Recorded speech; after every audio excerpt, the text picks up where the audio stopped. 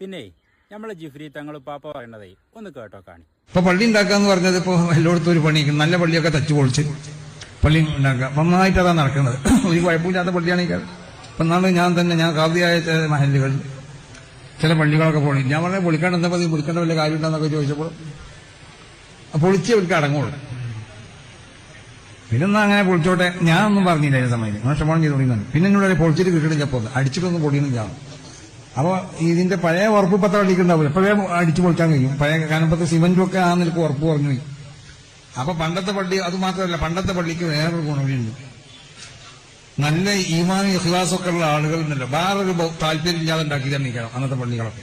നല്ല പണങ്ങളായിരിക്കും. ഇപ്പൊ അങ്ങനെയല്ല. ഇപ്പൊ ഞാൻ നാളെ സ്ഥലത്ത് പോയപ്പോൾ ഒരു മദ്രസ ഉദ്ഘാടനം കഴിഞ്ഞ് ഇറങ്ങുമ്പോൾ എന്നോട് ഒരു പറഞ്ഞു, നിങ്ങൾ ഈ ഇതിമൊന്ന് സ്വിച്ച് പോന്ന് അമർത്തണം എന്നാണ്.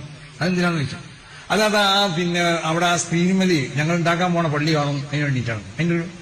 അപ്പൊ ഞാൻ ചോദിച്ചു, നിങ്ങൾ ഇതിനെ പള്ളി ഉണ്ടാക്കുന്ന ചോദിച്ചു. നമ്മളിപ്പോ നിസ്കരിച്ച പള്ളി അല്ലാത്തൊരു പള്ളിയാണോ എന്ന് വെച്ചാൽ, അല്ല ഈ നിസ്കരിച്ച പള്ളി തന്നെ. അതിനെന്താ കുഴപ്പമെന്ന് വെച്ചു. അത് കുഴപ്പമുണ്ടായിട്ടില്ല. എഞ്ചിനീയർ പറഞ്ഞിട്ട് നമ്മളെ നാട്ടിനോട് യോജിച്ച പള്ളിയല്ല ഈ പള്ളി, ഇത് നിങ്ങൾക്ക് യോജിച്ച പള്ളിയല്ല, പിന്നെ പള്ളി മാറാൻ പൊളിച്ചുണ്ടാക്കണ്ടേന്ന് വെച്ചു. ഞാൻ പറഞ്ഞ എഞ്ചിനീയർമാരൊക്കെ അതേ പറയുള്ളൂ,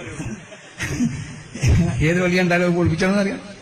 അപ്പൊ നിങ്ങൾക്ക് പള്ളി പൊളിക്കാൻ ആവശ്യം ഉണ്ടാവില്ല എന്നുള്ളതല്ല, പള്ളിനെ മോടി കൂട്ടുക,